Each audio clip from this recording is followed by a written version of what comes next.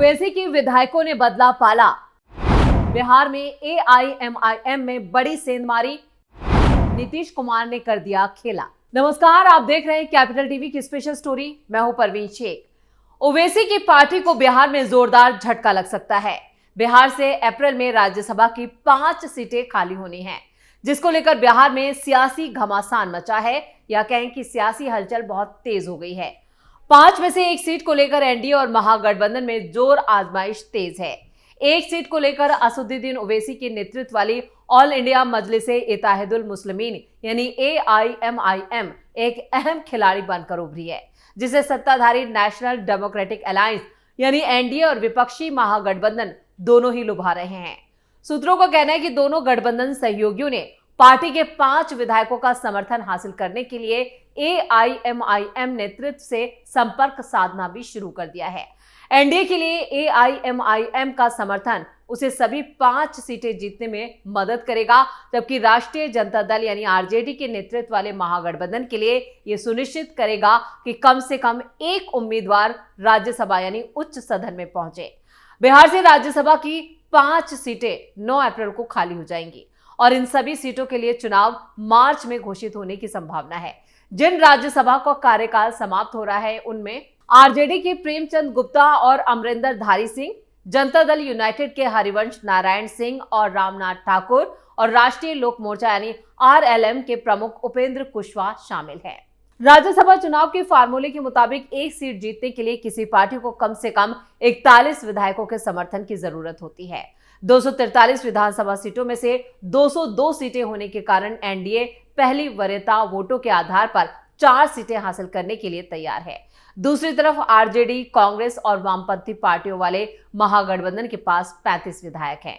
इसके अलावा 1 seat BSP के पास है, 5 सीटें एआईएमआईएम के पास हैं और 1 सीट आईआईपी के पास है। चूंकि आरजेडी नेतृत्व वाले महागठबंधन के पास अकेले दम पर 1 सीट जीतने के लिए जरूरी यानी 41 वोट नहीं है, इसलिए एनडीए दूसरे वरीयता वोटों के माध्यम से 5वीं सीट पर दावा कर सकता है। द्विवर्षीय चुनाव में हर मतदाता को वरीयता क्रम यानी क्रम में सभी उम्मीदवारों को चिन्हित करना होता है। अगर कोई भी उम्मीदवार पहले वरीयता वोटों को से स्पष्ट बहुमत हासिल नहीं कर पाता है तो विजेता का निर्धारण करने के लिए दूसरे यानी जो सेकेंडरी वरीयता वोटों की गिनती है उससे की जाती है। इस फार्मूले से एनडीए सिर्फ 164 विधायकों के साथ आराम से 4 सीटें हासिल कर सकती है। इससे गठबंधन के पास 38 वोट बचेंगे, जिसका मतलब है कि महत्वपूर्ण 5वीं सीट पर दावा करने के लिए उसे 3 और विधायकों के समर्थन की जरूरत होगी।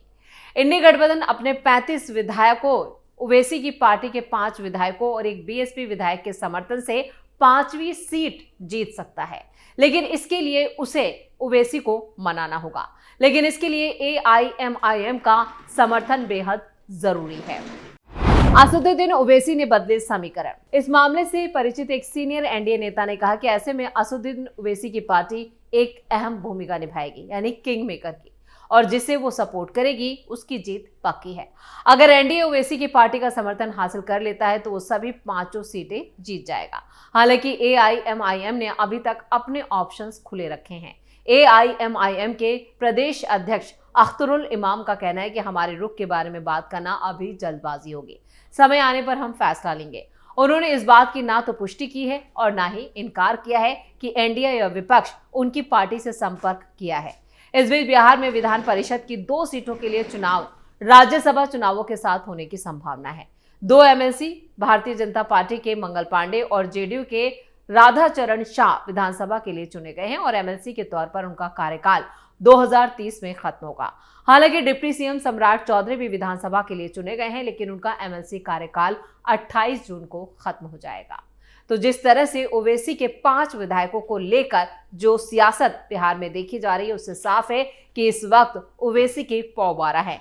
उनकी कीमत तक लगाई जा रही है, सीक्रेट मीटिंग की जा रही है। महागठबंधन अपनी तरफ से कोशिश कर रहा है, क्योंकि महागठबंधन के पास सिर्फ 35 सीटें हैं और बीएसपी का 1 विधायक, जिसको लेकर भी करोड़ों की बोली लग चुकी है। इधर एनडीए ने भी अपने पासे फेंक दिए हैं। अगर नीतीश कुमार की बात की जाए तो इससे पहले ओवैसी का जो बयान आया था उसने संकेत दे दिया था कि ओवैसी नीतीश के साथ ही जाएंगे। नीतीश और ओवैसी को लेकर जो कयास लगाए जा रहे हैं वो ये भी है कि नीतीश कुमार ने अपना दांव चल दिया है, यानी बड़ा खेला कर दिया है और ये पांचों विधायक जेडीयू को समर्थन दे सकते हैं।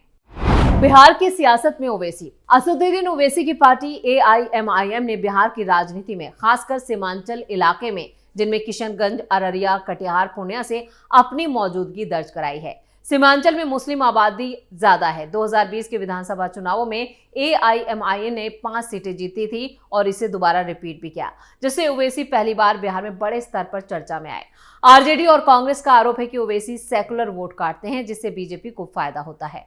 ओवैसी का दावा है कि उनकी पार्टी मुसलमानों और वंचित तबकों की असली आवाज उठाती है, जिन्हें पारंपरिक पार्टियां सिर्फ वोट बैंक समझती हैं। 2022 में एआईएमआईएम के 5 में से 4 विधायक आरजेडी में शामिल हो गए थे। इससे ओवैसी की बिहार में संगठनात्मक कमजोरी सबके सामने आ गई थी। ओवैसी बिहार की सियासत में एक प्रभावशाली लेकिन विवादित चेहरा भी हैं। सीमांचल में उनकी अपील है, लेकिन राज्य स्तर पर स्थायी ताकत बनाने के लिए उन्हें अभी लंबा सफर तय करना है।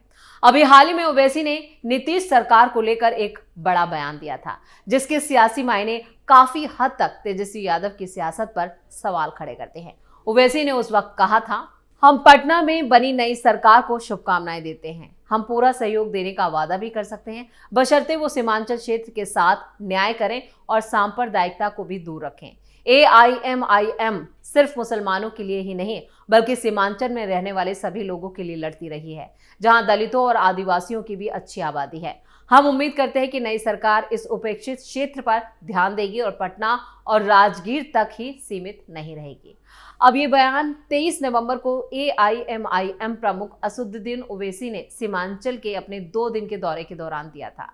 सीमांचल से ऑल इंडिया मजलिस-ए-इत्तेहादुल मुस्लिमीन यानी एआईएमआई के 5 उम्मीदवारों ने हाल के विधानसभा चुनावों में जीत हासिल की है। यह बयान चौंकाने वाला था तो हलचल मचनी भी तय थी और मची भी। आखिर ओवैसी की पूरी राजनीति तो बीजेपी के विरोध पर टिकी है, तो वो कैसे बीजेपी समर्थित नीतीश सरकार का बिहार में समर्थन का खुलेआम ऐलान कर सकते हैं? क्या है ओवैसी की मजबूरी? ओवैसी ने दरअसल ये बयान देकर अपनी राजनीति साध ली। सीमांचल बिहार का पिछड़ा इलाका है। लोगों ने महागठबंधन और एनडीए को छोड़कर ओवैसी को लगातार दूसरी बार वोट देकर जिताया है। 2020 विधानसभा चुनाव में जीते ओवैसी के विधायकों ने पाला बदल लिया था और तेजस्वी यादव की आरजेडी में शामिल हो गए। ऐसे में ओवैसी ने इस बार सबसे तगड़ा हमला तेजस्वी पर ही किया। उन्होंने जनता से अपील की थी कि उनके पिछले विधायकों को हराकर और नए उम्मीदवारों को जिताकर यह संदेश दे कि सीमांचल के लोग ये सब बर्दाश्त नहीं करेंगे। ओवैसी की अपील रंग लाई और 5 सीटें उनकी झोली में आ गई। ऐसे में ओवैसी अब अपनी जीती हुई सीटों पर विकास कार्यों को आगे बढ़ाना चाहते हैं। उन्हें पता है कि नीतीश सरकार को उनके समर्थन की कोई जरूरत नहीं है, मगर फिर भी उन्होंने यह बयान देकर 2 काम कर लिए हैं। पहला, सांप्रदायिकता वाली शर्त रखकर अपने वोटर्स को खुश कर दिया, तो वो अपनी बात और विचारधारा से कोई समझौता नहीं करने वाले हैं।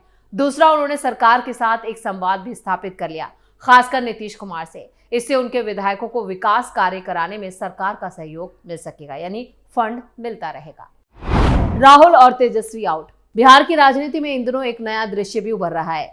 चुनाव बीत चुका है, नई सरकार बन चुकी है, लेकिन विपक्ष के सबसे खास चेहरे तेजस्वी यादव और राहुल गांधी अभी तक नेपथ्य यानी कहीं दिखाई नहीं दे रहे। एक तरफ जनता सवालों का पहाड़ लेकर खड़ी है, दूसरी तरफ विपक्षी चुप्पी ने राजनीतिक गलियारों को बेचैन कर दिया है। ऐसे में उन नेताओं में जान डालने की कोशिश कौन कर रहा है? हैदराबाद से आया वही भाईजान असदुद्दीन ओवैसी, वो ओवैसी जिन पर अक्सर तंज कसा जाता था कि हैदराबाद से बाहर राजनीति करो। अब वही नेता बिहार के सीमांचल में सबसे ज्यादा सक्रिय है। चुनाव नतीजे आने के साथ ही एआईएमआईएम चीफ ने अपने 5 विधायकों के साथ जो संदेश दिया, वो साफ करता है कि अब वो सिर्फ मेहमान नहीं बल्कि बिहार की सियासत का स्थायी किरदार बन चुके हैं। बिहार में एनडीए की जीत के पीछे आरएसएस की साइलेंट आर्मी थी। सीमांचल में दशकों की पैठ ने बदला चुनावी समीकरण। चुनावी हार और खतरनाक चुप्पी। हार के बाद न प्रेस कॉन्फ्रेंस न जनता के बीच कोई संदेश। तेजस्वी की चुप्पी हजार सवाल खड़े करती है। विपक्ष से जनता की उम्मीद होती है और वह आवाज ना उठाए, लेकिन आरजेडी कैंप में मायूसी और खामोशी हावी है। राजनीति के जानकारों का कहना है कि तेजस्वी फिलहाल परिवार और संगठन में मंथन में लगे, लेकिन इतनी लंबी दूरी विपक्षी राजनीति को कमजोर कर रही है। राहुल गांधी जमीनी राजनीति में गैर हाजिर रहे हैं। राहुल गांधी राष्ट्रीय मुद्दों पर फायर ब्रांड दिखते हैं, लेकिन बिहार के मैदान में उनके पदचिन्ह गायब हैं। कांग्रेस कार्यकर्ता नेतृत्व की दिशा का इंतजार कर रहे हैं, पर अब तक न समीक्षा बैठक, न कोई मिशन रिबिल्ड, डिजिटल एक्टिविटीनेस और ग्राउंड कनेक्शन का विरोधाभास कांग्रेस के भविष्य पर सवाल छोड़ रहा है। ओवैसी का सीमांचल कनेक्शन मजबूत हो रहा है। बिहार में 5 सीटों की जीत के बाद ओवैसी ने फौरन जनता के बीच पहुंचकर अपने इरादों की घोषणा तक कर दी। 22 से लेकर बहादुरगंज तक लगातार सभाएं, लोगों से सीधा संवाद। उन्होंने कह दिया कि सीमांचल अब जाग गया है और हम उसकी लड़ाई लड़ेंगे। ये दौरा सिर्फ धन्यवाद नहीं, पावर मैपिंग का भी है। यानी जिस तरह से पूरा ये मामला सामने आया, एआईएम का 3 स्तरीय सियासी संदेश, ओवैसी का ये एक्टिव मिशन बड़े संकेत देता है कि सीमांचल में स्थायी पकड़ बनाना, तेजस्वी राहुल की चुप्पी में खाली विपक्षी स्पेस की भरना और 2029 लोकसभा और 2030 विधानसभा की तैयारी भी शुरू करना है। राजनीति में मौका वही लेता है जो मौके पर मौजूद रहता है, और ओवैसी वही कर रहे हैं। महागठबंधन की कमजोरी, ओवैसी की ताकत। सीमांचल में आरजेडी का मुस्लिम यादव समीकरण इस बार कमजोर पड़ा है।